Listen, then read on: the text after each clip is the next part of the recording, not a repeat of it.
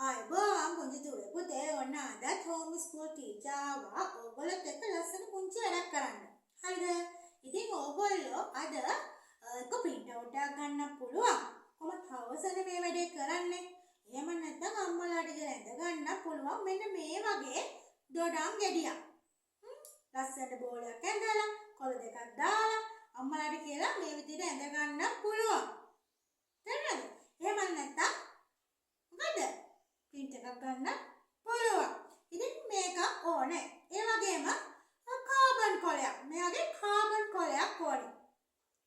මෙන්න මේ දෙක තමයි පුතේ අද අපේ පාඩමට අවශ්‍ය වෙන්නේ. අපි කතා කරලා මේ සතියෙම කරන්නේ මොකද? පැන්සලෙන් අත හුරු කරන ක්‍රියාකාරකම් තමයි අපි කරන්නේ. කියන්නේ බලි. එක එක විදිහට බලි අඳින එක තමයි මේ සතියේ කරන්නේ. දවස් පහම කරන්නේ බලි අඳින ක්‍රියාකාරකම්. ඉතින් පුතේ දොඩ මෙන්න මේ දොඩම් ගෙඩිය අරගෙන මොනවද මේක කියන්නේ කාබන් කොලයක් අරගෙන ඕගොල්ලෝ මේ වැඩේට ලෑස්ති වෙන්න ඕනේ. හරි. අපි ඉස්සෙල්ලාම කොහොමද පුතේ මේක කරන්නේ? දැන් ඕගොල්ලෝ කාබන් කොලයක් තියනවා දොඩම් ගෙඩියක් තියනවා නේද? කාබන් කොලය අරගෙන පුතේ හොඳ කොලේ මේ පැත්තට තමයි තියන්නේ. මේ ගොඩක් තද පැත්ත මේ පැත්තට තමයි තියන්නේ. හරිද? ඊට පස්සේ ඒක උඩින් තමයි ඕගොල්ලෝගේ දොඩම් ගෙඩිය තියන්නේ. හරිද? දොඩම් ගෙඩිය තියලා ඕනනම් ඕගොල්ලන්ට ක්ලිප් එකක් ගහගන්න පුළුවන් අම්මලාට අප්පච්චිලාට කියලා. අපි බලමුද කොහොමද කරන්නේ කියලා. දැන් මේක උඩින් දොඩම් ගෙඩිය තියලා අපි මොකද කරන්න කියලා බලන්න යමු. මේ විදිහට හදාගත්ත එකේ අපි කරන්නේ පුතේ මේ පැන්සල අරගෙන ඔයාලා කැමති විදිහට පැන්සල පාසුවෙන් අල්ලගන්න. හරිද? මම පැන්සල අල්ලන ක්‍රමයකුත් දාලා තිබ්බා.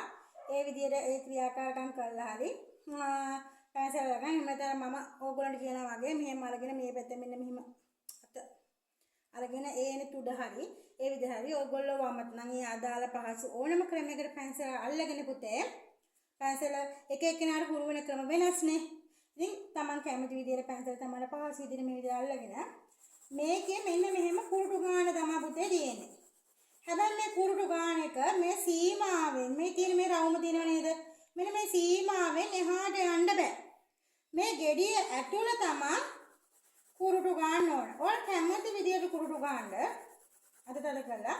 හැබැයි මේ රවුමෙන් පිට යන්න බෑ. කොහෙද යන්න බැරි? මේ සීමාවෙන් පිටට යන්න බෑ. හවසට පෙර පාසල ගිහිල්ලා ඇවිල්ලා මූණ හොදලා වතුර කාලා මේ වැඩේ ඔයගොල්ලන්ට කරන්න පුළුවන්. අටුවයි මේ කොලේයි මේ පාට කරගන්න පැන්සලෙන්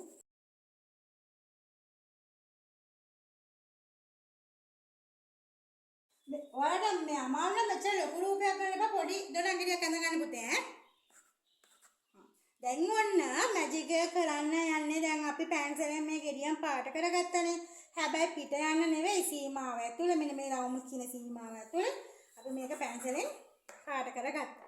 දැන් බලමු මොකද වෙලා තියෙන්නේ කියලා. ඔන්න උඩ කොලේ අයින් කළා.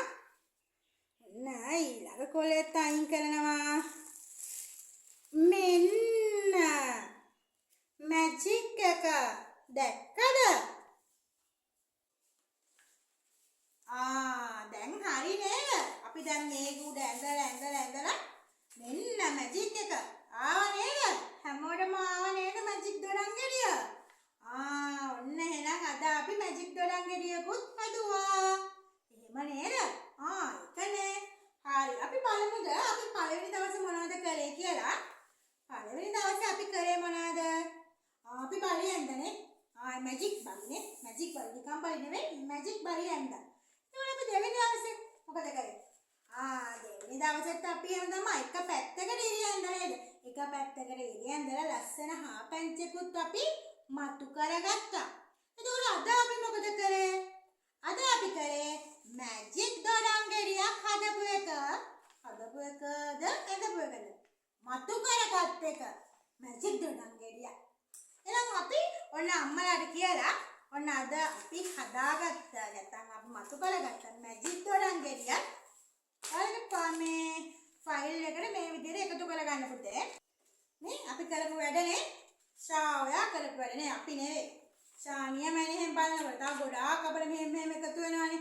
එතකොට ෂෝක් ලස්සන ක්‍රියාකාරකම් පොතක් ඕගොල්ලන්ට හදාගන්න පුළුවන්. එහෙනම් පුතේ ඔන්න අද ක්‍රියාකාරකම් ඉවරයි. අම්මලත් එක්ක හවසට කරන්න ඕනේ. හරි නේද? එහෙනම් හෙට ලස්සන ක්‍රියාකාරකමක් අරගෙන මම එන්නම්. එහෙනම් අදට